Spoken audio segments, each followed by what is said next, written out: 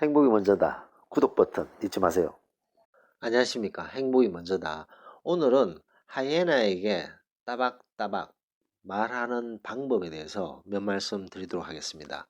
아마 이 제목을 보면 우리 이 행복이 먼저다의 구독자분들 외에 모든 유튜브를 시청하시는 분들이 이상하네. 이 사람 뭐 하이에나에게 말하는 방법 참 희한한 제목이네 하고 다 넘어갈 것입니다.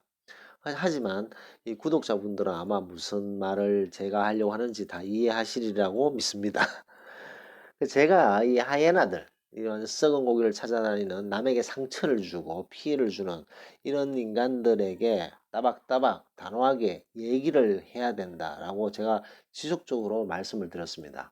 근데 그 댓글을 보면 어떻게 얘기를 하느냐 이런 질문들이 간혹 있었어요. 그래서 그런 질문들을 모아서 제가 나름 답변을 드리도록 하겠습니다. 이런 어떤 남에게 상처를 주고 험담을 하고 무시하고 아픔을 주는 이런 아주 언제 어디서 굴러 들어온지 모르겠지만 우리 한반도에 이런 족속들이 많습니다. 그럼 이런 족속들을 우리가 단호하게 어떤 문제가 생겼을 때 얘기를 해야 되는데 어떻게 얘기를 해야 되는지에 대해서 제 나름대로 말씀을 드리면, 자, 우리가 어떤 상황을 한번 봅시다. 우리가 길을 가고 있어요. 길을 가고 있는데 저쪽에서 초등학생 한 7살짜리쯤 되는 초등학생 1학년 8살인가요? 8살 되는 초등학교 1학년 학생들 3명이 있어요. A, B, C가 있습니다. 근데 A, B를 딱 봤을 때 초등학생이지만 얼굴에 벌써 나는 하이에나라고 써져 있어요. 나는 하이에나의 피를 받아서 태어난 아들입니다. 이렇게 써져 있어요. 벌써 A, B는. 이 보면 아무리 어린 애들도 보면 얼굴이 이렇게 막 도끼가 살인 애들 있잖아요. 그래서 AB는 그런 도끼가 서려져 있고 C는 정말 천진난만한 애입니다. 근데 AB가 C를 막 때리고 있어요. 때리고 있어요. 자, 그러면 우리가 그 주변을 가게 되겠죠. 그것을 그냥 무시하고 지나치는 사람은 거의 없다고 봅니다. 그러면 이제 거기 가서 그 상황을 보겠죠. 왜 AB가 때리는지 C를. 근데 별 이유가 없어. 별 이유가 없는데 C를 괴롭히는 거죠. 그 C는 계속 맞고 있는 거예요. 자, 그 상황에서 그냥 지나칠 사람은 별로 없잖아요. 그냥 AB한테 다가갑니다. 다가가서 우리는 얘기하겠죠. 너희들 왜 이러니? 왜 C를 이렇게 길에서 때리고 있니? 지금 이렇게 상황을 봤을 때 뭐 C가 잘못한 것도 없는 것 같은데 왜 A와 B 너희 둘은 C를 때리고 있니? 그건 잘못된 것이야. 잘못된 것이고 두 명이 이렇게 한 명을 때리는 것도 잘못됐고 길에서 때리는 것도 잘못됐고 이 보니까 뭐 너희들이 이게 얘를 때릴 이유도 없는데 아무 이유 없이 이렇게 때리는 거는 잘못된 것이야. 그리고 너희들 부모님들은 누구시니? 그리고 너는 어느 학교 다니고 선생님은 누구냐?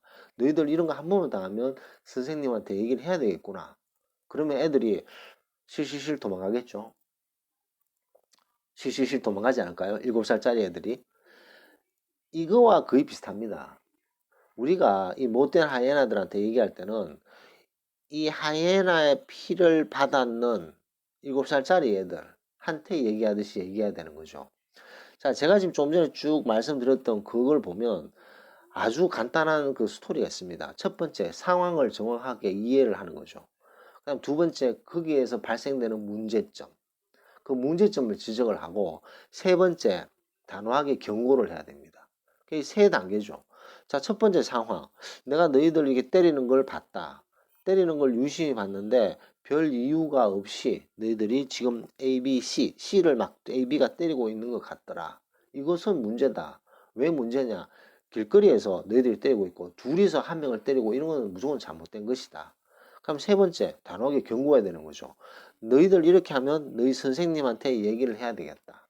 그러면 이제 경고가 되는 거죠. 자, 이런 식으로 항상 얘기할 때 어떤 상황, 그 다음에 이 하이에나 입장에서 왜 얘가 얘를 때리는지, 얘가 돈을 훔쳐서 때리는지, 얘가 무슨 큰 잘못을 해서 때리는지, 일단 하이에나가 때리는 이유를 알아야 되겠죠. 그 상황을 판단하고, 이건 상황을 판단했는데도 문제가 있다. 그 문제를 정확하게 지적을 해야 됩니다. 너희들이 길에서 두 명이 한 명을 때리고 있고 그 정확한 이유도 명백한 이유도 없이 너희들이 이 C를 때리고 있기 때문에 잘못된 것이다라는 문제점을 정확하게 지적을 한 다음에 이런 일이 한 번 더 있으면 너네 학교, 너희 지금 이 초등학교 다니고 있지? 이 초등학교 교장 선생님한테 얘기해서 너희들 벌 받게 하겠어 라고 단호하게 경고 메시지를 날려야 되는 거죠.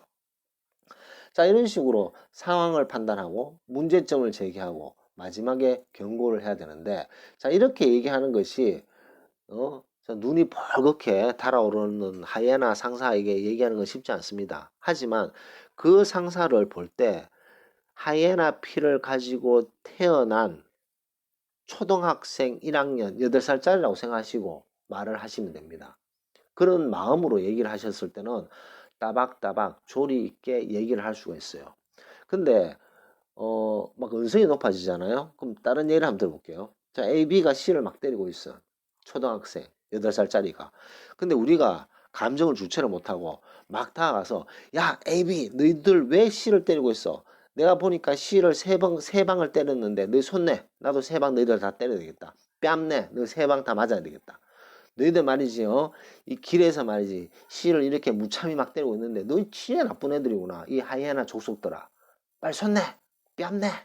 막 이러다 칩시다. 그럼 이 AB는요, 바로 자기 부모들한테 전화합니다.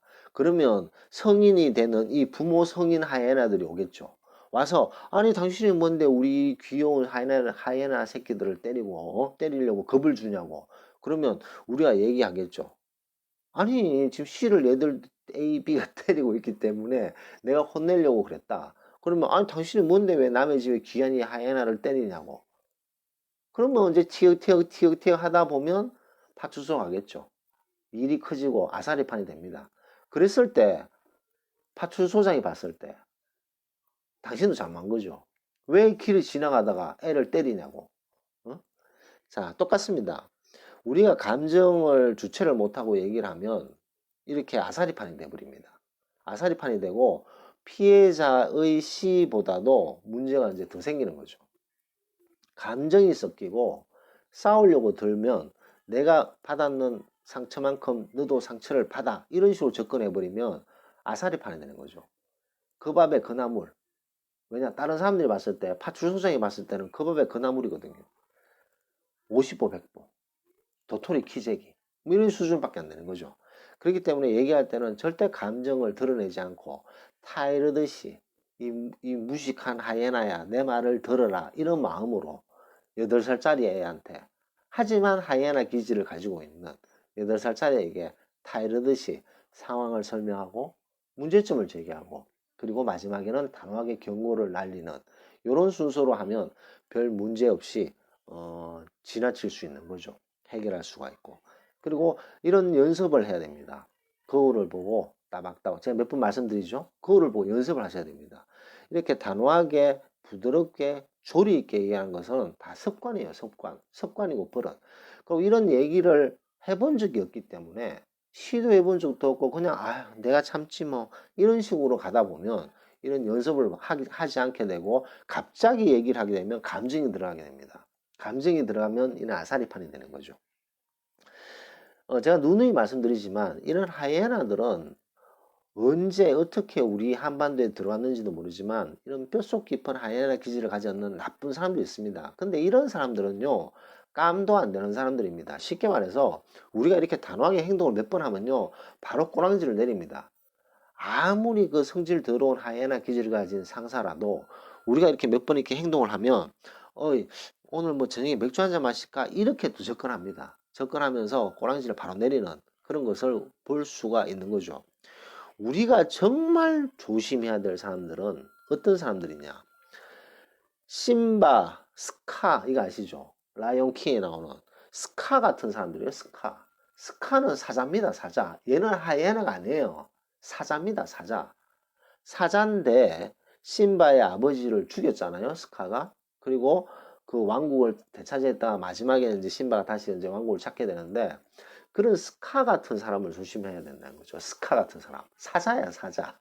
사자인데 하이에나 기질을 가진 그런 족속들이 있어요. 정말 겉으로는 모든 게 완벽해. 모든 게 완벽하고 모든 게 퍼펙트하게 보이는 사람이에요. 근데 그 속에 그 가면 속에 음흉한 정말 쓰레기 같은 음흉한 기질을 가진 사람들, 이런 사람들이 사기꾼인 거죠. 사기꾼. 문제점이 큰 사람들.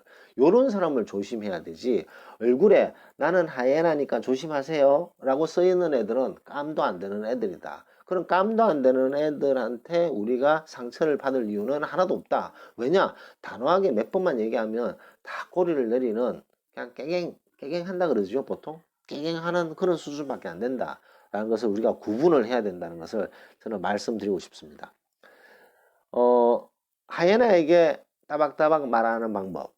하이에나 기질을 가진 초등학교 1학년 8살짜리한테 얘기하는 마음으로 상황을 판단하고 그 문제점을 지적해주고, 그리고 이런 일이 생기면 단호하게 경고를, 메시지를 보내는 그런 순서로 하시면 어떨까라는 말씀을 드리면서, 모든 사람들이, 유튜브를 이용하는 사람들이 행복이 먼저다를 구독하시는 분 외에 도저히 알 수 없는 제목, 하이에나에게 말하는 방법 녹음을 마치도록 하겠습니다. 감사합니다.